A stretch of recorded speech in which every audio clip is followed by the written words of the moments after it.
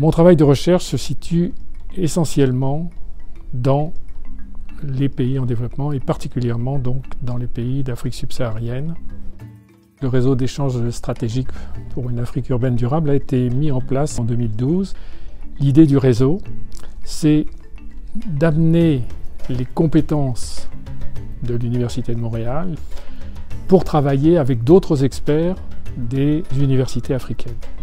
Alors voilà, le programme que l'on a monté avec ONU Habitat, nous travaillons sur 3 pôles essentiels qui sont le problème du foncier, c'est-à-dire la sécurisation foncière.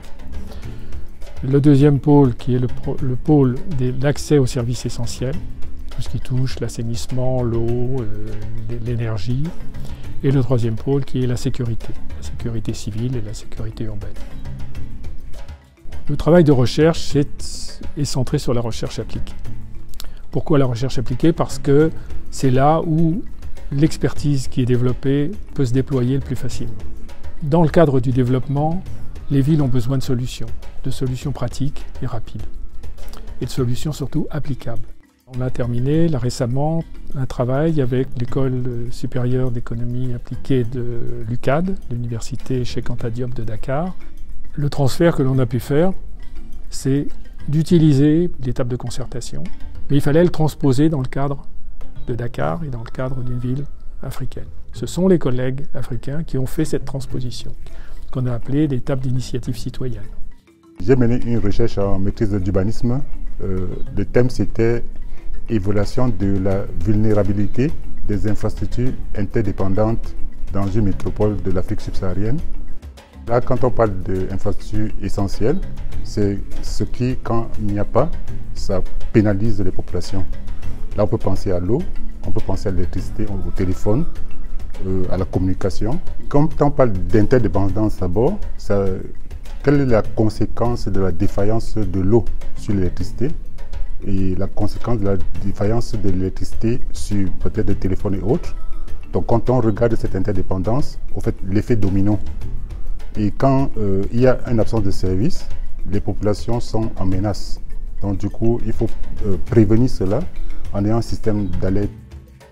La question de recherche est de comprendre comment la gouvernance se met en œuvre dans le cadre d'une ville africaine.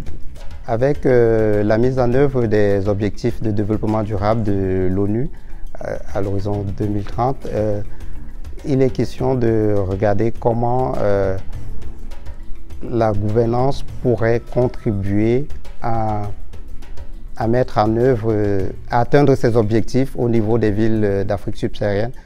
Ma thèse de doctorat est co-dirigée par le professeur Benoît Mougoué à l'université de Yaoundé 1.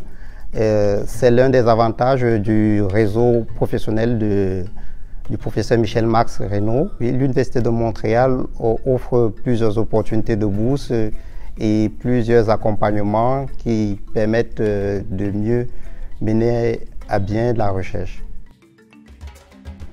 Je pense que aujourd'hui, la ville, elle rencontre des problèmes extrêmement sérieux.